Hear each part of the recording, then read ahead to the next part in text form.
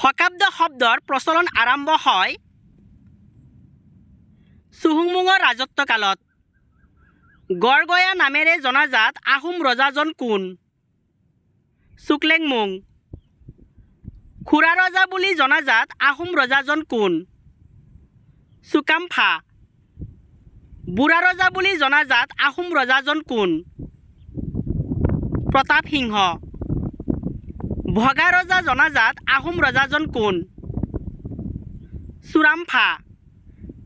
নৰিয়া ৰজা বুলি কোৱা হয় চুটিনফা। বঘনীয়া ৰজা কোন? জয়ধ্বজ সিংহ। ৰমণী গাভৰু কোন আছিল? চক্ৰধ্বজ সিংহৰ জীয়েক। 1663 চনত গিলাদেৰী ঘাটৰ সন্ধি হৈছিল আহোম আৰু মোগল। আলাউৰ ৰণ কিমান চনত সংগঠিত হৈছিল? 1669। আলাউৰ ৰণ সংগঠিত হৈছিল আহোম আৰু মোগল। আলাউৰ ৰণৰ সময়ত আহোমৰ ৰজা আছিল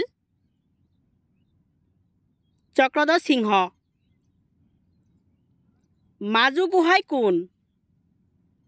উদয়াদিত্য সিংহ। কোনজন আহোম ৰজাক সৰু গোহাঁই আৰু ৰামধ্বজ সিংহ নামেৰে জনা গৈছিল? চুকলামফা। ৰুদ্ৰসিংহৰ আহোম নাম আছিল চুক্ৰাংফা। পৰ্বতীয়া গোহাঁই কোন আছিল? শিৱসিংহ। চামগুৰিয়া ৰজা বা খামজাং নামেৰে পৰিচিত আহোম ৰজাজন কোন? চুহুং। অৰ্জুন কোঁৱৰ অথবা নামৰূপীয়া ৰজা বুলি খ্যাত আহোম ৰজাজনৰ নাম কি? চুজিনফা।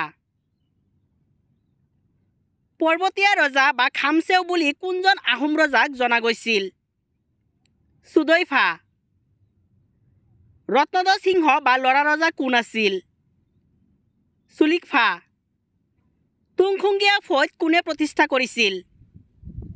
গদাপাণি। দুধৰ আলি আৰু উমানন্দ মন্দিৰ কোনে নিৰ্মাণ কৰিছিল? গদাধৰ সিংহ। কোনজন আহোম স্বৰ্গদেউক লাই নামেৰে জনা গৈছিল? ৰুদ্ৰসিংহ। শুক্লেশ্বৰ দেৱালয় আৰু ৰুদ্ৰেশ্বৰ দেৱালয় কোনজন আহোম ৰজাৰ ৰাজত্বকালত নিৰ্মাণ কৰা হৈছিল? প্ৰমত্ত সিংহ। হাজোৰ গণেশ মন্দিৰ কোনজন আহোম ৰজাই নিৰ্মাণ কৰিছিল? প্ৰমত্ত সিংহ। ৰংঘৰ কাৰেংঘৰ কোনজন আহোম ৰজাৰ দিনত নিৰ্মাণ কৰা হৈছিল? প্ৰমত্ত সিংহ।